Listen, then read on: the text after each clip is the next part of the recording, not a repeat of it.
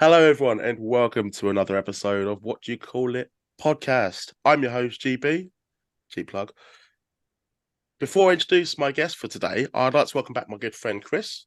You might know him on Twitter, on social media, these games. He's got a banging YouTube channel as well, produces awesome content. He's actually going to be my co-host for today because it's going to do me some wonders because a lot of today's talk is going to be about Coventry and them being in the playoffs and just the overall season and just them as a club. I'm not a massive Coventry fan, as you guys know. Arsenal, it is what it is. And I know someone's going to mention about us bottling it, but we'll get to that. Anyway, quickly, Chris, just before we get into it, how have you been in general? Yeah, really good, mate. Always a pleasure to join you. Excited to talk football because Yeah. in our group chat, it's like talking to a fucking brick wall talking about Cov because you're all Premier League club supporters. Well, Big except for So time. Jack, but kind of yeah. way about Cov, and I don't even get replies. I'm like, yeah, I'm just gonna keep talking. I You don't just care. keep posting like Ben Wilson. Yes, Super Ben Wilson. He's obsessed. Um, Let me introduce today's guest. So he's appeared on Geordie Shore, raising awareness of diabetes, co-host of Sky Blues Fancast, and making a name for himself on the British wrestling scene. We're going to talk about it all over today. Please welcome Ryan Taylor. How you doing today, mate? You all good? I'm very good. It's been a stressful day getting the ticket for the playoff Yeah. final. Playoff final. I'm jumping ahead here. Playoff semis, and then but we're going to be there. I had some drama on diabetic Twitter. You saw that, I Did think. see that. Did see that. But I Yeah. like your reply. So we'll get to it. We'll get to it. Yeah. But no, that's cool. So it's been a busy day, which is good. Let's talk about the football. So, as I've said already, Arsenal fan here. So I'm going to let Chris take over a little bit. But I want to find out both quickly, how did you feel when you made it to the playoff semi-finals? Uh, Surprise and yeah, I think surprise is like because it was very much in other teams' hands for a lot of it. We just needed a point against Middlesbrough, which, on one hand, they already had their spot secured. I think they were fourth. They couldn't go down to fifth. They couldn't go up to third. So they had literally nothing to play for. Mhm. Just we assumed they were going to rest a lot of players, and I think bar one player, they went full strength against us on at the weekend. So that was on Monday. So that was a worry. I went into it pretty confident when I saw their team sheet. I was a bit dejected. And then throughout the afternoon, man, it was just a mental afternoon. Like Yeah. Sunderland ended up winning. Everything that could go against us went against us, apart from us fucking it up. Like we went 1-0 up, I think about not far into the game. I think it was only in like I can't First 10, remember. I can't 15. remember. Yeah, Yeah, early. really early on. And then they scored in the 48th minute, third minute of injury time. And then it was just proper squeaky bum time from then on out. I paid more attention to the Millwall Blackburn game because that was insane. And I just couldn't bear to listen to Cov anymore because I was just like I was walking around the kitchen. I'd barred myself away from the kids and my wife. They were in the living room. When we scored, I went fucking insane and just started like checking the door, and it scared the shit out of my 2-year-old son. um, yeah, it's mad. From how our season started, all the Mm. problems we had at the start with the pitch issues, which I know I told you a lot about, George. Yeah. He used to Yeah, moan all about the that a pitch lot. issues, the rearrangements, very nearly getting evicted from the stadium with Mike Ashley coming in and all that kind of shit. Yeah, Oh, could you imagine that it's happened, by the way? Fucking hell. Mm. and yeah, it's probably been our least dramatic season in a while because like winning the league during COVID. We won the League Two playoff final. There's been all the drama off the pitch with all the court cases, the wasps, all that kind of stuff. It's just been a constant thing for years and years, and now this feels like you know the reward for fans for putting up with it, basically. Yeah, no, I'm glad you Mm. have that reward. But with you, Ryan, because you're actually currently queuing up to get a playoff ticket at the time of recording, please let me know how you felt and just overall, are you looking? Do you think you can do it against Middlesbrough? Oh yeah, I definitely think we can do it. And like us winning that game wasn't good for my ego. I love being right, and like there's a thing going on the fancast. Like back in November, I was saying we're going up, we're doing it, and like I think we just had a good spin of games, but then we had international break, and we were god awful after that. Like went right down to low middle. Like I'm up probably 15th ish. And even then, they had some joke, which is now it was the title of the episode of the day. I was like, because we started winning some games, and I was like, it never was off, and it just went all the way. And that was, it was good. It was good to get more nervous than ever. Like, I don't like getting too. Like, I like all season. It's been fun for me doing the fan cast. So I show up usually hungover, watch the game obviously the day before, whatever I can remember. I think of a few one-liners, bam, we go. And then, but like now it's like there's almost pressure on it. Like I hate actually getting too emotionally invested. Like my girlfriend now is like, Cov need to win, or she'll going to be so moody. Like, cause she knows when we played bad because of how I'm acting now. So. No, that's good, man. That's good.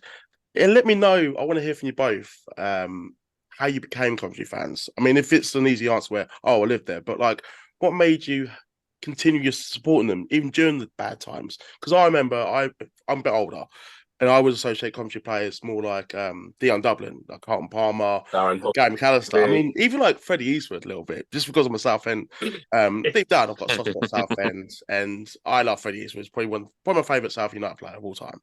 It's very hard to argue. Obviously, him scoring against Man United. There's fucking Ronaldo and Rooney on the pitch, for fuck's sake. But enough about me. But I want to hear from you both. Like, what makes you passionate about Coventry? Oh man, like you say, yeah, it's a pretty easy answer of why we got into Cov. Like, born and bred in Cov, family were all Cov fans. Um, I didn't really know any fans of other teams. Like, I don't remember anybody at school being a Liverpool fan or United or anything. So I never had that temptation. Like, I didn't really know much about those clubs. What sort of time would that have been? That would have been about the mid 90s.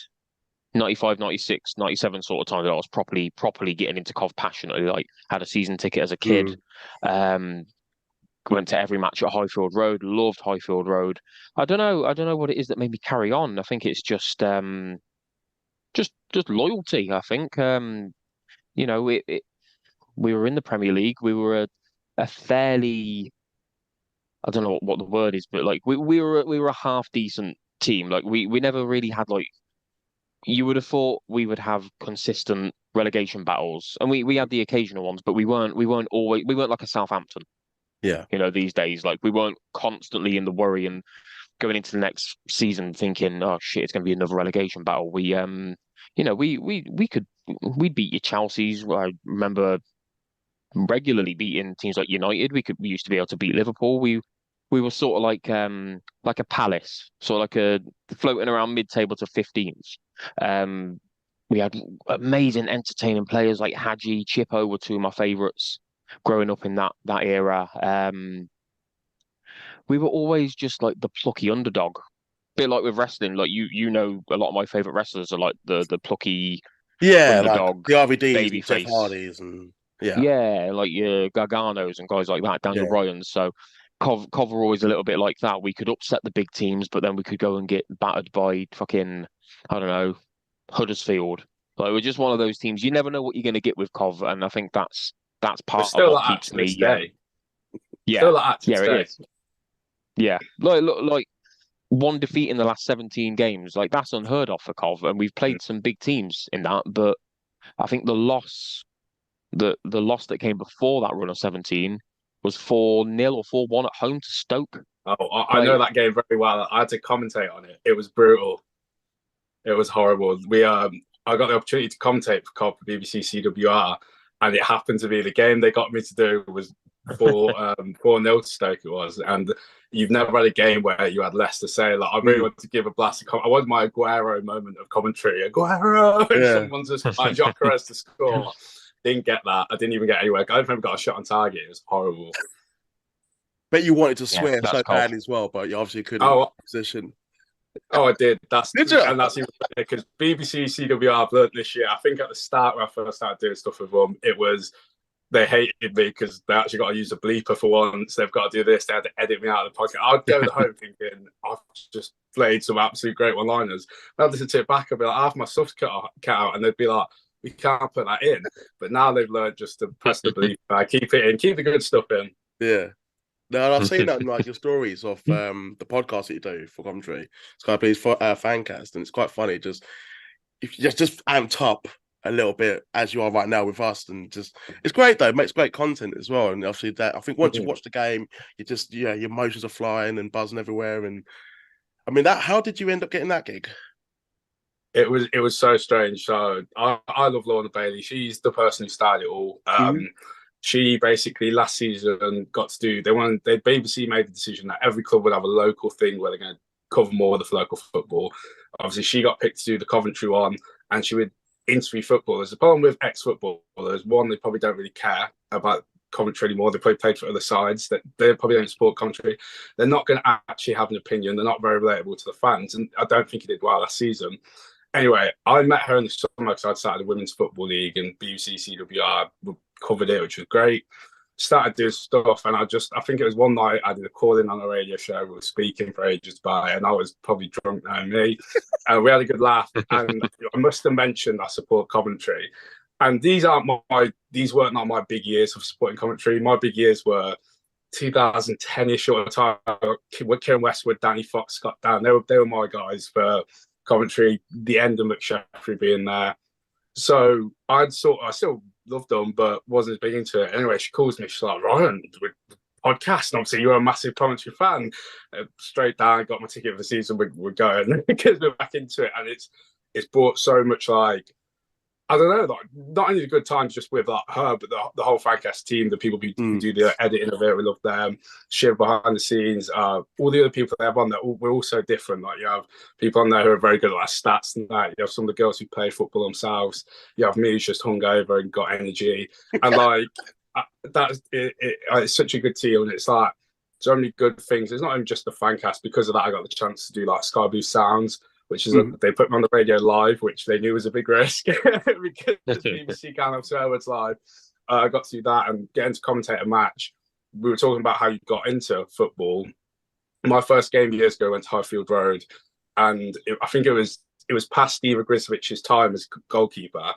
But my brother told me that when we went, so like I only wanted one kit. I looked at all the kits, and it was like an old Steve Grizovich top that was going for like a £5. And he was like, no, I'll get you this season's kit. He said, apparently I wanted to see if I'm going to have to Google this kit like after this interview. I won't do it in between. I really want to find it. It would be tiny. I was really young. But anyway, because of that, it meant so much more when we're doing the thing with BBC CWR. I didn't think we'd get to meet. And Steve Grizovich comes in. He's like, heard you're taking my job. And like shakes our hands and stuff, gives us all this advice. And it was a weird moment for me because it happened earlier in the year in wrestling. Doug Williams comes to BW, and me and Lance get to work with him, and it was a flashback to 2008. I was watching TNA in Coventry before they ever did a big UK, and he was wrestling over low key. I think one night, and I went to the second night. I think it was AJ Styles, and then we're working with him, and he's kicking me in the face, and I'm like, that was a moment for me. And then literally a month and a bit later, there's another one of the people you just loved when you're younger. So. Yeah.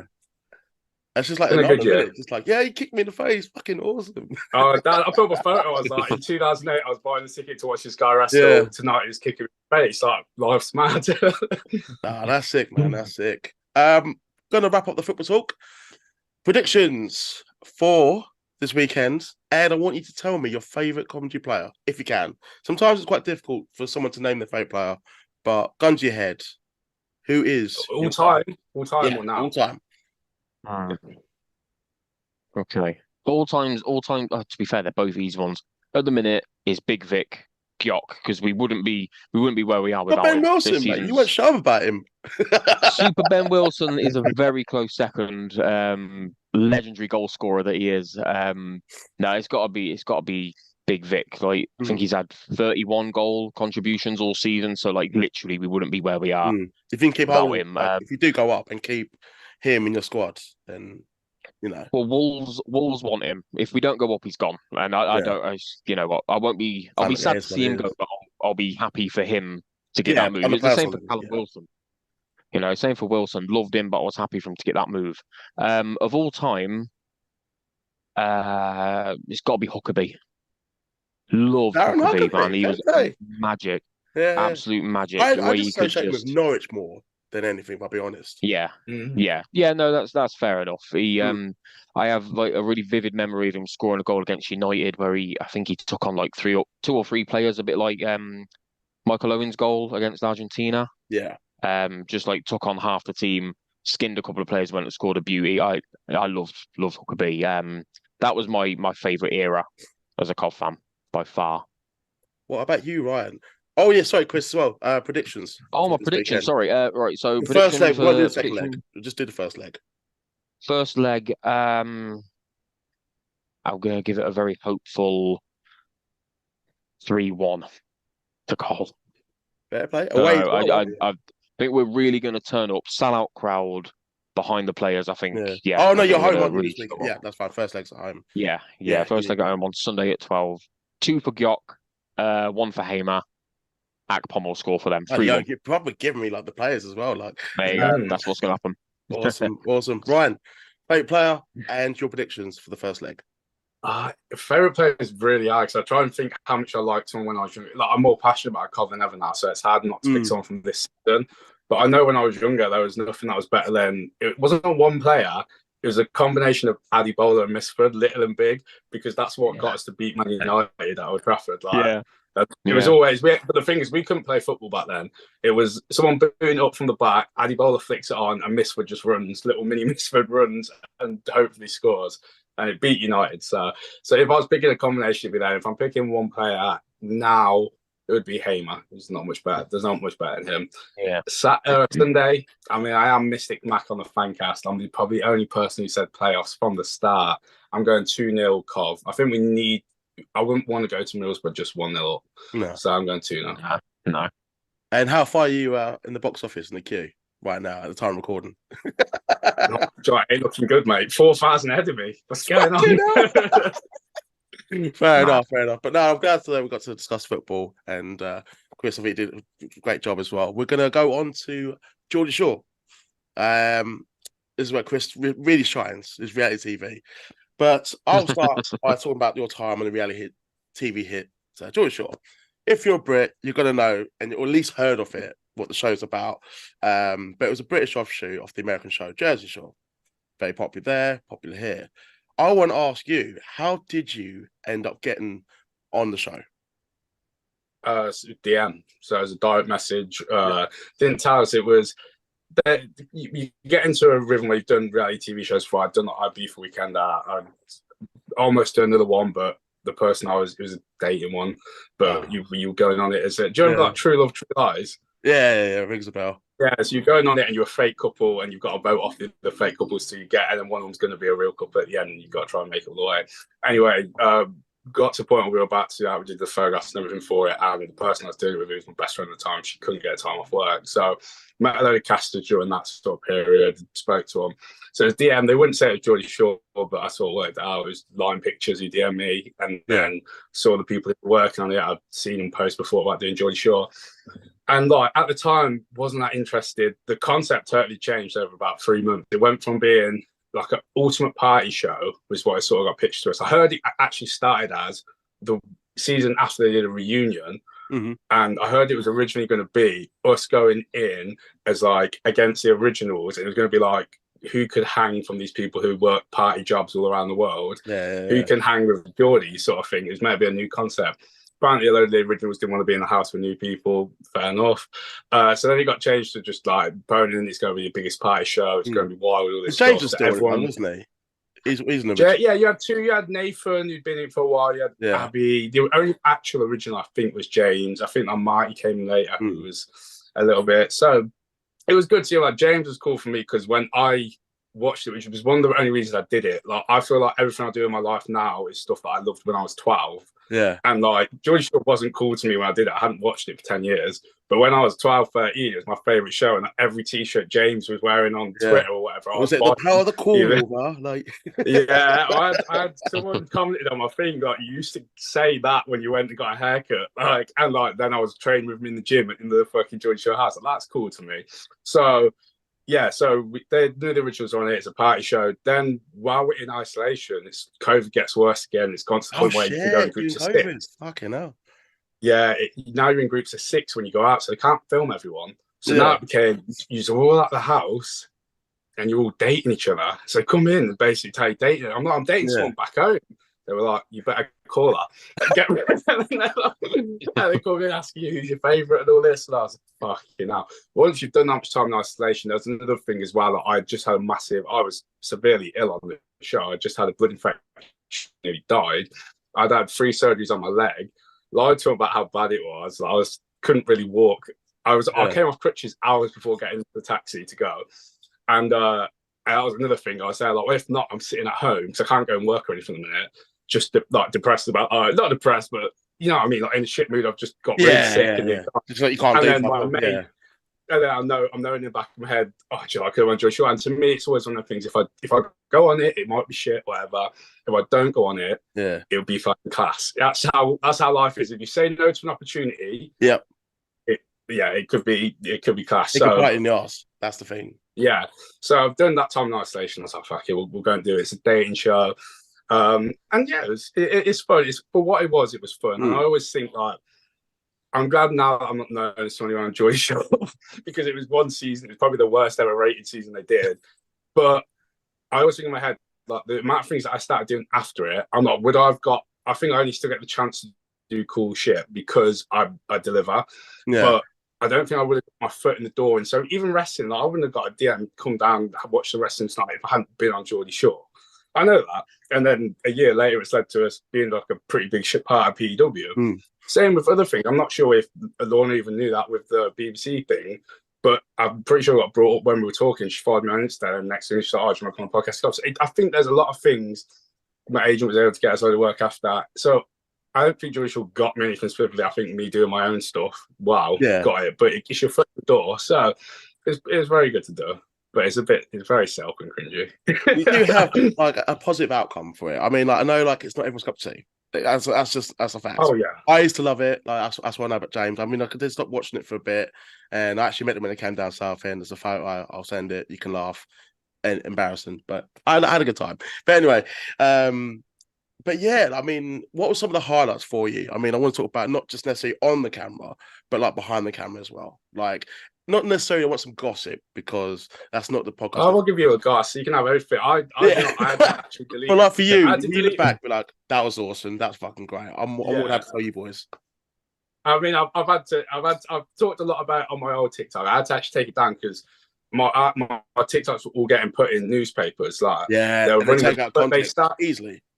They will rob anything you say about a reality TV show, and then they'll change what you said. I said basically, like, you had as many chances to pass the drug test as you wanted. That turned into we were doing drugs on the show. So I had to message a journalist and being like, "You're a fraud, mate. You're a fraud." But so like, I ended up having to close that TikTok account. But I've spoken about a lot of the good things. But it's one, getting in next. You find that very little. The producers trying to play psychological games. I'm like, I'm not a kid, mate. You ain't gonna afford. But like, as they're walking you around, they're almost telling you, trying to get you, like, oh, how would you react if a big Muslim man walked in? Is that your competition against lads? And I was like, not a chance. Is that you're like, and they're like trying to see, because then they're like, okay, well, we'll tell the girl and the Geordie girls to go for both for and wind them up. So it's very, very set up. You would be conversations are set up. I think most people know now. Yeah. I mean, it's reality TV. Geordie Shore house is here, and there's a house next door, which it's just writers, it's people writing ads, people planning what they want to happen in the next day in the ideal world. So like, they have it from, and then they'll pull you aside for chats in the morning. But the reactions, they are. What kind of reactions would you sort of say were real? I know you're saying like what's set up, but how much of the actual reactions and the drinking and sort of the aftermath of the stories were real? So the drinking is you can drink when they want you to drink. Yeah. You can drink if they want drama. If they know, because they know this episode hasn't been good so far. We have a 2-day block to get this one episode. Let's let them drink tonight because we're going to throw in the lad to stir the pot. They know that. So, and you know it. Well, I realised it because I was like, oh, I haven't got a drinking ban tonight. I can actually drink. So stuff like that is very set up. The reactions to stuff, your reactions are heightened because you're on the show and you invest in it. But also, like, when there's a person about to do a walk-in and someone's been told to cue his walk-in with a certain thing they say it, and they say it wrong, and they're like, wait, let's go back, redo that again for the camera. That's like when you're forcing a reaction. But in general, most things are true. Like I said, you see an hour of 15, 16 odd people dating, and it's actually been 24 hours. So you see minutes of dates. So it's like the problem they had is Love Island will have the same amount of people, but they will have it on every night of the week. So after 6 weeks, you've built a connection, or some people have built a connection to a certain couple. On ours, 3 episodes, you've probably seen that couple 6 minutes, 10 minutes max. So there's no connection. When that person bins off someone, it doesn't matter. So there were some reactions in there that were real. Like when someone got with someone else, you'd be like, oh, like you would think, like, oh, how could they do that? Yeah. When I think of it now, like, what, you spent 5 minutes of it, but like in your head, you're like, well, they've been together all day, like, and we've done everything because you just think. And obviously, I know for a fact Geordie's got told to do certain things to stir the pot. Yeah, big time. So yeah, I mean, they've got to make the show as well. So they've got to make it. They've got to be able to put it out. I do think it could have been a million times better, but I wouldn't mind to fucking tell them how to write reality TV. They made a lot of money over the years, so. I didn't realize they were this much, like, when it comes to like shit stirring. I didn't realize they were this much involved. Like, egging you guys on. Like, I obviously we know kind of know how it works. Like, it is fake, but the people are real. That makes sense. I didn't realize how much it's like. It's them going poking you, like poking the bear, and just getting. Oh yeah, I felt like they. I don't know if it was the same for everyone else, but I obviously was really sick, and I felt they were like trying to caffeine deprive me to try and bring out like a bad side of me, because I'm in there, and like I said, I nearly died 3 weeks prior when I had them surgery. It took them hours to wake me up after the surgeries, so yeah. I'm on it. I'm in my best mood possible. Like, I'm fucking getting paid to go on a reality TV show. I'm having fun drinking, knowing it's going on TV. Natural exposure. You can't get me mad. So like, they're trying to come up. Oh, I wouldn't take that from Pete. I'm like, yeah, fuck it. I'm just like walking off. So I think I was at one point. I was like, they're trying to like bring out the animal in me. Like, they're not letting me have coffee and shit. Yeah. Like, because they're saying like, oh, you've done, because they monitor everything you do, and they like have caffeine limits. Apparently, what they did with me anyway. I was started losing it one day. I was like, someone's gonna get me a monster. I was like, is this what they want from me? Do they want this aggression? Do they want me to start someone? What are you being so fucking nice for? Yeah, they probably expect, because when I was probably doing my casting calls, I was probably giving it like, yeah, I'll kiss him and his mother and all this shit. Like, I was probably giving it loads. And then I get there and I'm just happy to be alive. So they're probably thinking like, this kid's not delivered. Oh mate, the spiky drink, fuck it. No, that's fair. That's fair. Sort of the ins and outs of reality TV. So if anyone is looking to go into it, I personally couldn't do it because I'd probably be like what they want, but then I end up regretting it. I'd be like the biggest tosser in the world, and I'd be like, yeah, this is fun at the time, and then like 6 months later, shouldn't have done that. Shouldn't have said that. Hello there. I've got a special announcement from your favorite tag team. Hi, I'm Hotshot Hunter Knott. Hello, I am Rosario Grillo. And we are your favorite tag team, TSF. And you are watching... What do you call it? Podcast. Yeah, I heard. So one thing I was wondering is like, obviously you're from Cov, you were in Geordie Shore. Like, one of our best mates is a Geordie, and they're pretty full on. So like, what was it like being full on, by the way, like thrown in the middle? It is a compliment. He'll love that he's just been mentioned. Hi Ross, you're right. Geordie Flair. What's it like being like chucked in the middle of a group of Geordies, basically, like so intense and so much energy, and you know, they're a bit mad, let's be honest. Like, what's it like trying to fit into that?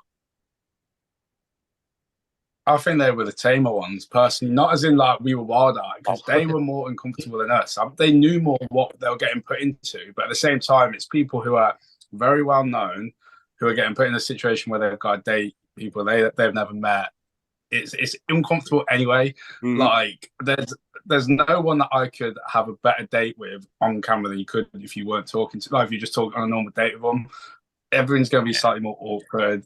People that you're thinking, oh, what are the airing of this? And it's like people who think that they're so important that everyone thinks about them. Like, the stuff you think they might air is the most irrelevant stuff that producers are like, they would never air it. So I think, if anything, the Geordies were more uncomfortable with the situation than us. In the end, they said they're glad they did it. They might have just had to say that. But quite surprised. I don't think anyone. Really surprised. Huh? I'm really surprised. Yeah, I'm surprised. Yeah, I just think they probably didn't like being told, oh, you're dating someone like us. I don't know how they found that. We found that very late with dating people. But it's like, for them, it's like, if you say no to doing it, well, that is like their full-time income, a lot of them. So they probably have jobs on the side and stuff like that when they're not there. But and all the stuff they do on Instagram relies on them still being relevant. So for them, they're put in a situation where they've got to date people and they might even be talking to someone outside. They were definitely uncomfortable with it, but like in the end, it felt good. Like we got on with them. I almost think like there was people who got on better with Geordie, people who didn't. I liked a few of them. There was a few that I already sort of knew I'd get on with because we just were into the same stuff. I'd met them in RB for years ago and stuff. So there's people I knew I'd get on more with. I've bit of a connection with Media because she's diabetic as well. So yeah, it was. I think in an ideal world they probably would have rather done just them, but like I said, for us it was cool, wasn't it? No, that's cool, man. I mean, I went to Newcastle over the year, and I was basically expecting Geordie Shore, like gonna get more tour, and many expressions as they say on the show. Nothing like the show though. Nothing like the show. I just found them to be very loud and a bit crazy, but nothing like as you see in the show. Everyone's just. But yeah, and they obviously get told, like, I'm sure it was just the Geordies. You've got, like, I know basically that it was the easiest season they've ever filmed because there's so many people in that house that you were doing an episode is 2 days. The normal season for them, an episode would be done over a whole week. So, like, at one point in that week, if they're getting pissed every night, they're going to be wild. Like, you only see their very best and their very worst moments. And that's, like, something like that, like, it's good. I think I have like a knowledge on reality TV now that it's like if I did one, I'd know exactly what to do. I'd know exactly what to say to get the most airtime from doing it. Like, and it's a shame because like last year I basically had signed a contract where I'd do all these dry runs for reality TV, which is basically before they do a new show, they've got to do a pilot / dry run to test out surprises, to test out is the show any good, show the network. I did, the Traitors on BBC One. It was pretty big last year. Did the Traitors. It was the craziest thing I'd ever done. Like blew fucking thingy out of the water. And it's the first time I ever went on reality TV and was like, because it wasn't on TV, it's a pilot. First time I went on was like, I'm going to be the biggest dick you've ever seen. Because I just thought it was a bit of fun, get paid for this, have a laugh a bit. Yeah. And like, as soon as we I went on there, they were like, are you sure you can be a traitor because you're quite likable? And I was like, that's what makes it even easier. So I did it, smashed it, and like as soon as we got off, I was like, because one of the agreements with you do the driver, you can't go on the show because you've already seen what happens on the show. Yeah. So you can't be a contestant. It'd be like when they've got surprises and stuff like that. And I remember them coming into me after and being like, "How was that?" Like they were bigging me up, like you literally said what you were going to do, you did it the whole time. No one guessed you were like the traitor. And I was like, I wish I didn't fucking do that now because I want to go on reality TV again. I want to be a dick. So it was so much fun. I like translate. That made you probably like want to transition into wrestling, like being a dick on TV. Obviously, like, playing up to the camera and playing up to the audience, where you do that in wrestling, get that reaction as well, and then the more they hate you, like the more attention you get. I've always been. I'm a bit of a sicker. I've always been obsessed with. I said movies. I never liked Marvel as a kid. Didn't like DC or superheroes. Hate them. I've always been obsessed with the bad guys. Yeah, obsessed. And like to me, like Saw is the best franchise ever because the star is the bad guy. And even in wrestling, like John Cena was the guy who got me into it. But I love like JBL, King Booker, and like people who have no redeeming qualities. So like it was when I got interested. I was one of the requirements of me doing stuff. I did say I was like, oh, let me be a bad guy. And I think Lawrence, who runs BW, didn't know. My first show, he's telling me, play it down the middle. You're just out there doing a talk show segment. You're going to get slapped by the girls. Play it down the middle. We'll see how the crowd responds to you. Yeah. I'm going out there within seconds. They're booing. They're like, "Who are ya? Who are ya?" And he told me to play it down the middle. In a split second, I went from, "Oh yeah, I'll play it down the middle." I was like, "Who am I? I'm more relevant than all of ya." And everyone's booing. And I was like, "I guess I'm a bad guy." Quick on your toes, man. I love it. I actually want to backtrack on the wrestling. I actually want to know, like, when did you become a fan of wrestling? By the way, to begin with. First match I'm watching. My cousin was into it way before me. He put on Royal Rumble 2007. I think seeing like that many big guys, Kane, Undertaker, Batista, Big Show in the ring, and like Shawn Michaels, I think Undertaker won it. And then after that, this was back in DVD days. I'm buying all the DVDs from 6 months ago because they take ages to get to the UK and whatever. Yeah. I just got into it from there, and I've massive fan until like started going to TNA, started being big into TNA. TNA was on Bravo, I think at that time, and Challenge not long after. Big into both of them, started going to a few of the shows and stuff. Whenever it was in the UK, Mum would get us tickets to WWE. And then I think I sort of fell off 2015. I would always, even when I was abroad working as a nightclub like that, I would always watch like the raw highlights. When I started doing them on YouTube, that's sweet for me. I'd watch them, keep up with it. I'd watch the big shows. That's literally how I keep up to date now, by the way. When I came back, yeah, Just and save then time, mate. yeah, I basically got back, and I'm there like, do you know what? I think I'm in the UK again, started watching it a bit more seriously, and then just the Lawrence thing it popped up out of nowhere, which is crazy because if I look at like teenage me, I had like three like dream things. Like I was a reality TV person, which if you saw teenage me, very fat, 4'8", like it just wasn't happening. But I wanted to be reality TV because I love Jersey Shore, Geordie Shore, all that. Wanted to do this time it's different. I understand all the different levels of technology I'd be about today, journalism, but I wanted to do sports broadcasting. I wanted to essentially be on Gillette Soccer Saturday. So the fact we're doing some sort of reporting on football, which I think will only be more of a focus going forward, and I want to be a wrestler. So like they were like my three sort of things, and it's like I've slowly just made it like, oh, I can fit that in there, and they've all sort of just popped up. No, that's cool. That's cool. I want to actually continue the wrestling talk. I think because predominantly it's a wrestling podcast as well. But I want to ask, how did you get paired up with Lance Rivera? Like, I think I think it works, but I want to know, like, how did it get arranged first before you two actually met each other? I don't know. I'm always there. Like, was Lawrence? Is he this mastermind? He's planned this because it's worked out really well. But Yeah. Essentially, we spoke on Instagram. He said about coming down to a wrestling show. I'd followed the page. Said about coming down. He's like, come down, have a few drinks, see if you like it. And I just thought that meant like post about the show that I'm there, which I was like, sweet, I think a video. And then fucking watch the wrestling. And one thing I'm actually proud of PW in general for was I remember getting to that show, so few kids. And now you go to the shows and they're the reason I like doing it.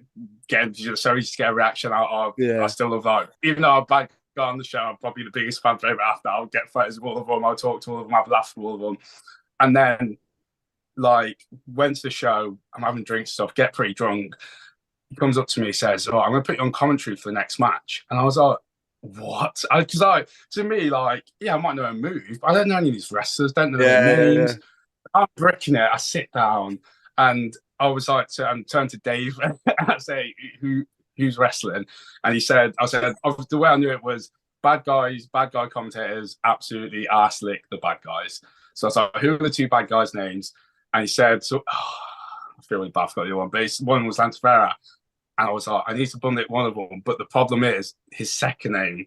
Like, am I saying it right? Rivera. I struggled with that when I had him on the podcast. I was like, Riviera. Yeah. So my thing was, I'm going to go for the other guy. The other guy did his entrance. Yeah, I'm already talking about what an athlete, what this. Lance, when he walks out, comes up and saves me. And I was like, do you know what? I look like we look like we'd be mates. We are mates now. Like, we look like we'd be mates. I was like, do you know what? I'm just going to say Lance. Bigged him up all match. And then after, he asked us what I thought. He asked us my opinion on who was the stars. And I remember who was really good. I remember the three that I said for him: Lance Rivera, Harley Hudson, Ali Taylor. Mm-hmm. And I'm not saying I'm like Paul Heyman at spotting stars, but they're all doing pretty well for themselves now. Like, yeah, they're smashing it. And I'm not sure if that was like telling me who you want to work with or what. But then next show, you do a talk show segment, and the show after, it's like you're going to prepare the Lance. We just sort of got going. And I think the story's getting really good now because I'm not sure if you've watched the latest show. It's not on YouTube yet. But now there's people sort of who've been by himself, Chocolate Thunder, this whole time. They've been really good friends. Chocolate Thunder's been on my side as well. He's doing great stuff. Come back to babyface now, making his return. Turns around to Lance and says, I knew you'd make it this far, but you didn't need him.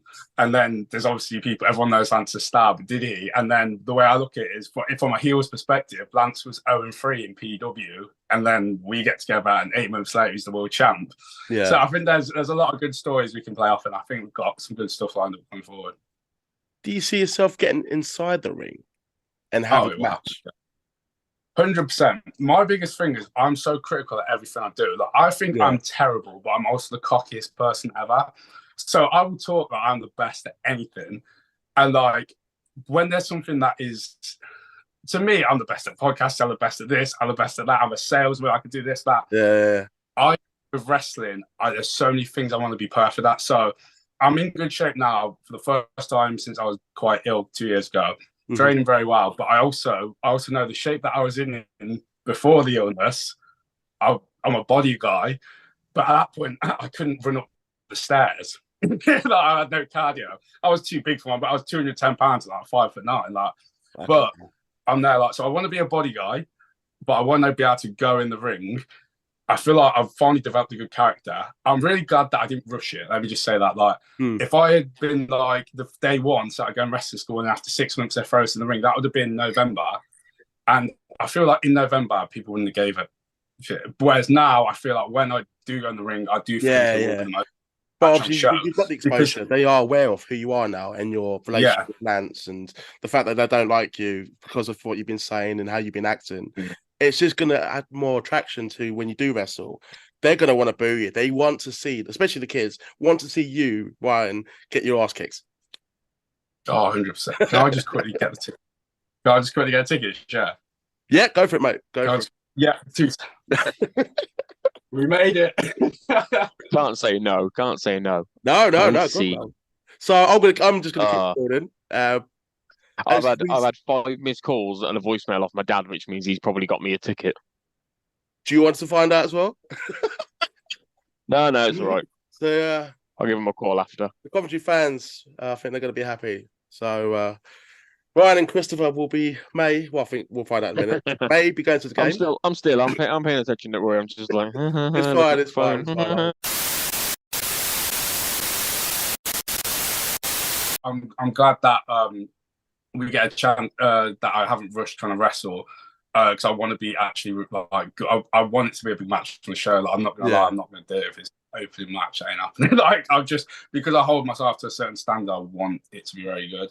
Because so at the same time, there's kind of class in the celebrity area, wouldn't you? As opposed to a normal roster member. Or do you want to just be a wrestler?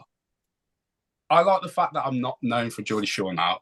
For ages, I would go out and it was the same, like PW, be like, Geordie Shore's right. I hate that because I'm not like Geordie Shore. I did the one season. But I guess obviously at the start, whereas now it's just Ryan Taylor's crew, which is cool, Team Taylor. And then just in general life as well. Like going, I think after Thingy, I always had it in my head like, oh, you're going to be able to lose who's 30. I remembered got on nights out and you were Geordie Shore 5 years ago. Whereas now I don't get anyone asking me on a night out about Geordie Shore. It's all about TikTok and fucking I want to go into your TikTok. Finally we've brushed off Geordie Shore brush. But yeah, I do want my first match to be a big match. I probably will never wrestle for multiple promotions because weekends is mainly football based. I'm picking up more football work with another company to do with Cov stuff, which is cool. For next season. So next season is going to be hectic. So just fitting in PW is hard enough.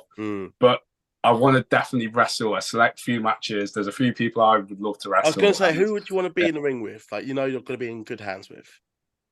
And you can't say Lance. Number one. That's number one. I know he's not. I know he's actually retired, but I feel like I have a great storyline with Lawrence. Me trying to take over his company, something like that. I also think if I'm just talking actual wrestlers, I'm not going to be stupid enough. It was cool enough to do stuff with like Jack Southstrong when he was in PW. He gave me an elbow that looks like he took off my face and he didn't touch me. And I was like, there's levels to this game. There's levels to this game. But it would be more people who I think are characters because I love characters wrestling. I am a character. So it's like Jason Joshua would be cool. Chocolate Thunder would be cool. I think Chocolate Tea would be a great match. That'd be great. Yeah. There's definitely more. A lot of it is even like Joe Scott would be good. He'd be in my group as well. I don't want to be like, I'm turning on my group. But yeah, basically like the very clean cut baby faces that I could just lay into perfect is why me and Dave get on so well as commentary, the other commentator, because Dave Basher, we're so opposite. Yeah, and I think he's so talented and like, I have massive respect for him. Not on the show, but yeah. And then he's so good at just rinsing me. He'll be like, I'll be saying about the referee should be unemployed because he's counting so slow and that he's counting so much. And he's like, well, you're an influencer, so you're unemployed. So he's just like him. And he's so quick-witted. He makes me better. We have such good chemistry together. Yeah. And he just, before every show I go, "Have you got stuff to rinse me on?" He's like, "Pages of it, mate, pages." So, yeah, so we're building a little something there as well. So if there was anything like Dave had a guy he would want me to face, but yeah, I like the colourful baby face that I could just absolutely lay into, because in my head I love being the heel, I love being the bad guy. The only thing that I ruin it with is I love kids. And they're the only reason I do it. And like after the shows, I go from being the nastiest person to being like, everyone come in group. Yeah, get photos with them and stuff. Yeah, I'll sign up for you. Yeah, and I'm like, I try to be everyone's best friend and everything like that. And it's just like, but again, like I said, if it was all adults, I wouldn't have. Like, if the crowd was the same as it was on my first show, I don't think I would have kept doing it. I probably would have got over it by now. It's the fact that I can go out there and just say something to a kid, and like the mum will lose her mind, he'll lose her mind, or the kids are booing me. So I'm talking and you get away with day. it as well. And it's all part of entertainment, like sports based. Yeah, and they do get it, because they all message me on Instagram saying how much they like it. I think it's when the adults don't get it, it's when you're worried. Yeah, there's one kid that I know he like really likes it, so I use him every time I do an entrance. I walk up to him to like tap his hands, like, hey, and I'll just batch him away. And so, and bless his heart, he comes up to me after every show and just like hugs my leg. He's like, I love you. And that melts my heart. But yeah, as long as it's fun, I'll stay in it as long as possible. No, I like it, man. It just seems like you're enjoying it. Sounds like you're having a good time. I mean, the ultimate goal for you is to have that match, but to be ready and not just thrown into it last minute. And I'm looking forward to seeing the outcome of that as well. I'm sure it'll be coming sooner rather than later. I'll give you my timeline. Is either very late this year or early next year. Fair enough. Main event as well. Main event only.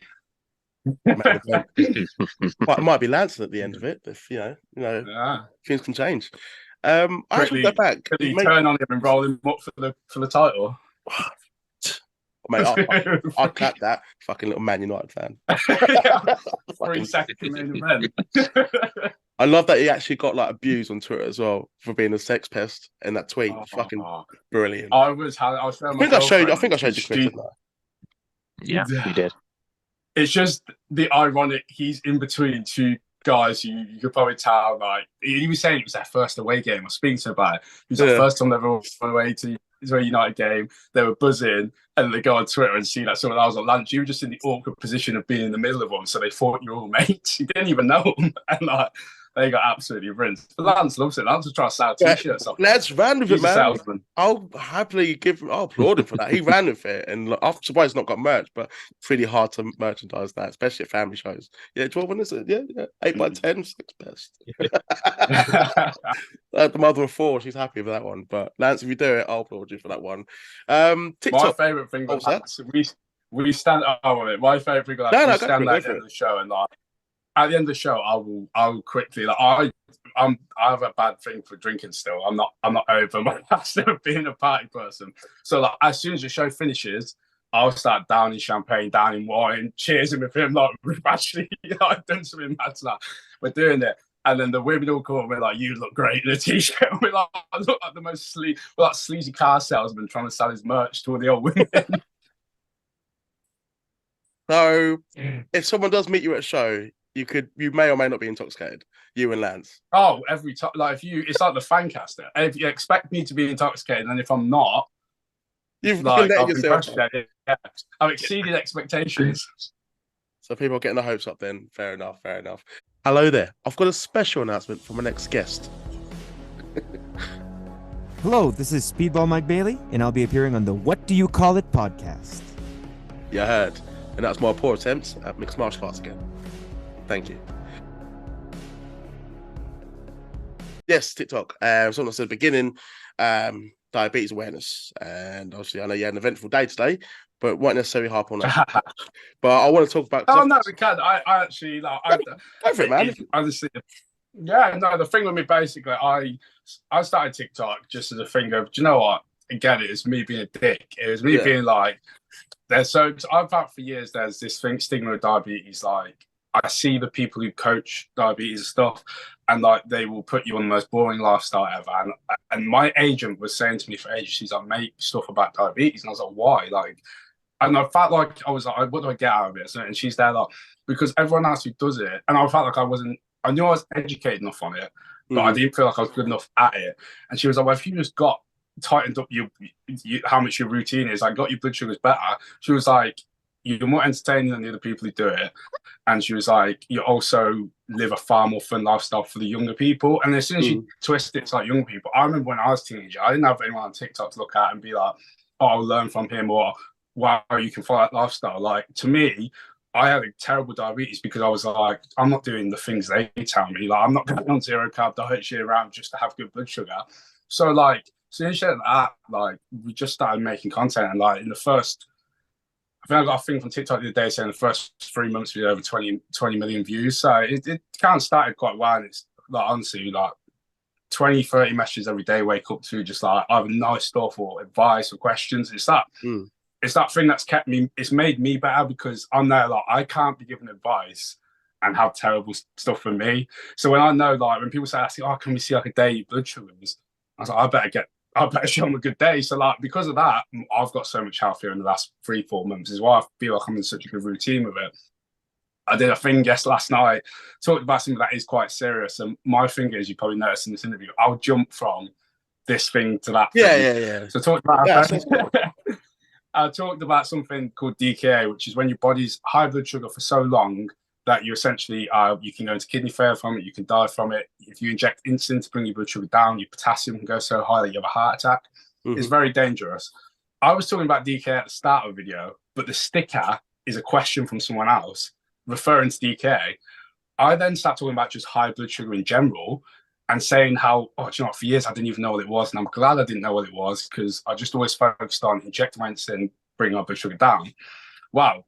To other people, they read that as, you can just you think DK is solved just by injecting insulin, and they start going into all the things you can go wrong with that if you insulin. So I got called out, and obviously I'm wearing a Diabetes UK t-shirt because they gave me a load of them for the work I've done with them. So Diabetes UK got dragged into it. There's a lot of drama, and then like, I'm a hothead. Like, I can sit there, and I woke up this morning at one point like, do you know what? I'm going to be a bad guy. I'm going to be a heel on Twitter. I think with this, it wouldn't necessarily work. Yeah. Yeah, and that's the thing. And Joe, it is, but part of me in my head was like, but then I'm like, do you know what? It's just, and I think someone said to me, so someone could have lost a family member because of DK, and you're there, and even though you weren't saying that, they can read that as he's saying it's as simple as taking an injection and almost shaming them like you could have got out of it. When I read it like that, and I was like, if you lost a family member to it, so I did a bit of apology and stuff, and it's like, in general, sometimes I feel like I almost go too hard on what I think about stuff. Yeah. But it's not you necessarily saying it to the audience. It's what you've gone through. It's your my opinion. That's it. Yeah, and good that you do on TikTok. They don't want to like see the other good stuff. They just want to focus on the negative. I'm not like saying the people that are mad at what you've said is a bad thing. I'm not saying that at all. But what I'm saying is they choose to ignore everything else that you've done that's good, the diabetes, and just focus on social media, isn't it? Yeah, it pretty much is. And take this one thing that you've said out of context, not allowing you to sort of, respond, and then you had to do your own video. And it's just, I think that's one thing I just get the thing is fed up with on social media. Social media is awful for it. I feel like I've become, if this was a few years ago, I would have lost my head saying something stupid. I've become almost callous, that I'm bulletproof when it comes to bad feedback. For a year, so we went on RB for weekend there, and there was no bad social media posts about us. I think you had to scramble. We were searching Twitter, and we almost wanted to see someone say something about us. We were looking at it. It was a great episode. Couldn't say anything wrong with it. It was like, I remember doing like Geordie Shaw.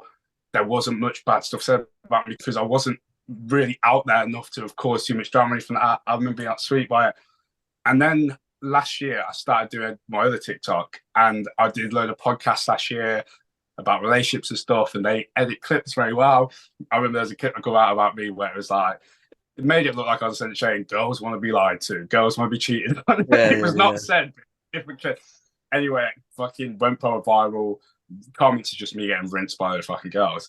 And then made my own thing where I was talking about the behind the scenes of reality TV, told them everything about it. The only reason I stopped that was I didn't mind the bad comments because it's a laugh to me, but the newspapers, when they started posting it, because if you type my name, I'd start getting articles removed.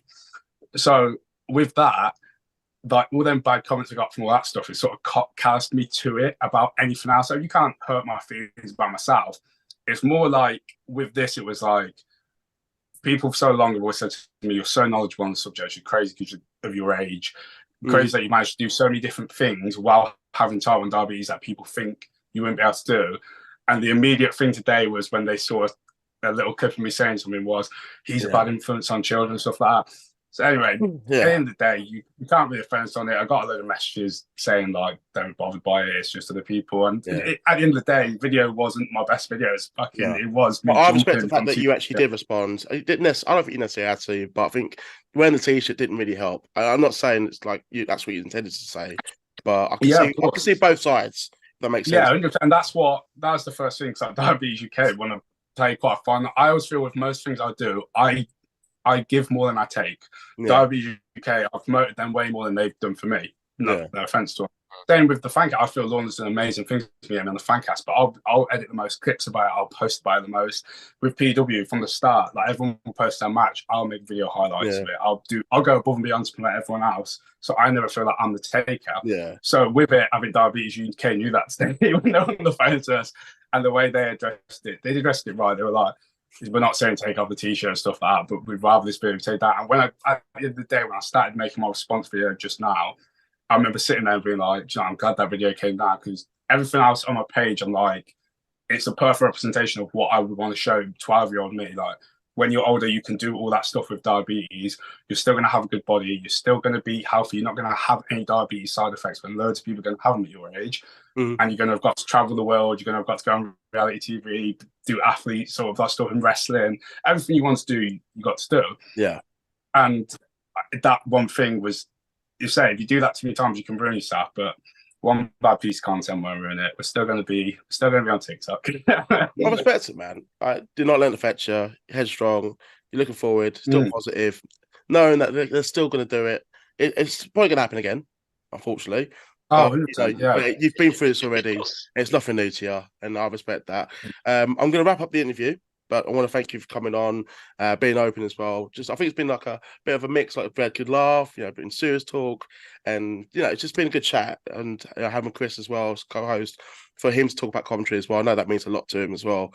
Like he said in the chat, he doesn't really get to talk about it a lot sometimes. So to talk to you about it, another Coventry fan. You're both, I can tell you're both passionate. I'm like, oh, did you see what Big Vic did this week? And everyone's like, who the fuck's Big Vic? Who the fuck's Like, Big Vic? NXT.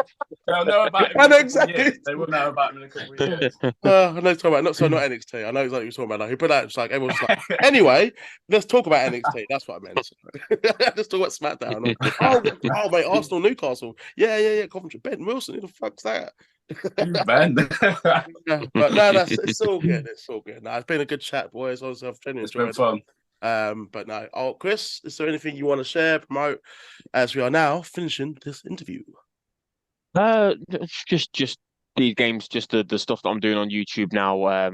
Nothing special. I just upload the shit that I enjoy doing. You know, still missing the fucking coins, as Gary says.